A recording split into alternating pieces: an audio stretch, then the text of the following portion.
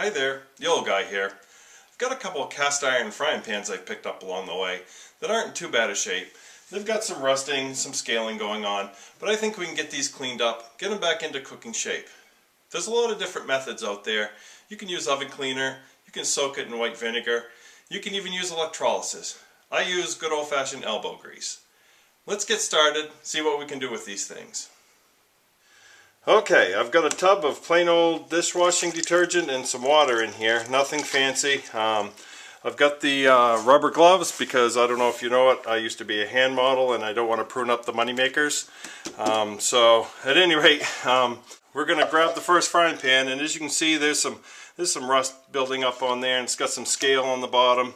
But we're just going to set that in there and let it soak.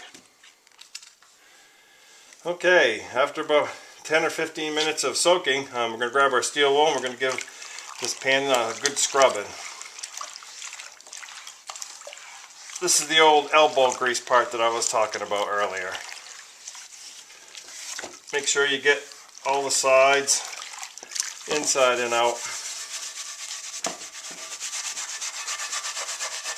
Sometimes if you can't get it all off, you just have to keep letting it soak, come back and hit it later. But it seems to be coming off pretty good here on the front side. The back side has got a lot of scaling, so we're going to have to scrub that a lot harder than we do on the inside.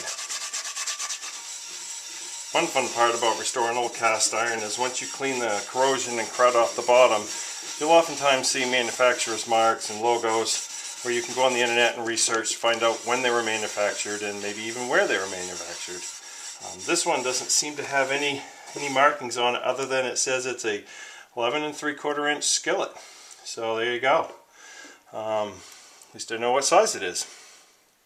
I don't know if you can see it, but it's cleaning up nicely. Again, I haven't used anything crazy, just some steel wool and some elbow grease, and you know, if you're running down to Walmart looking for that tube of elbow grease, probably not going to find it. I've got a lot of the rust off. It's getting down so that the inside of it's real smooth. There's no sticky points where you can tell where there's rust or some buildup. The bottom's in really good shape. I think we're almost ready to get this thing and re-season it.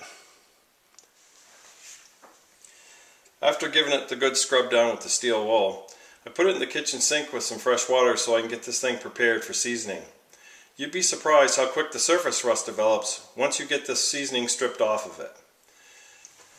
Now I use just standard Crisco shortening. A lot of people use different types of oils and whatnot. I found Crisco shortening works just fine. You're going to use a paper towel and just give it a good coating of Crisco shortening. Make sure you get all the sides. You want to cover every square inch of this frying pan.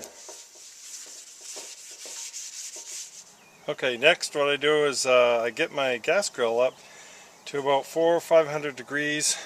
You can do this in your home oven. Not sure the wife will be pleased about that one, but I do it out here on my gas grill. So you're going to put your frying pan right in, upside down, lay it right in there. Close the lid and we'll come back in about 15-20 minutes. We'll see how we make out.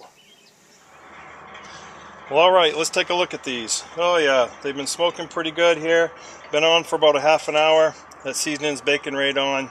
I think now what I'm going to do is I'm going to take them off the grill and let them cool down, and then run another 2 or 3 cycles of seasoning on them, and we'll be good to cook something pretty soon.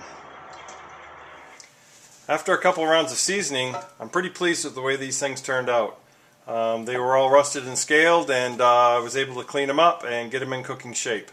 I've got a pound of bacon in store for this one right here. If you like my video, please give me the thumbs up, and don't forget to subscribe to my channel. I'll try to post videos as we go along, and hope this helped you.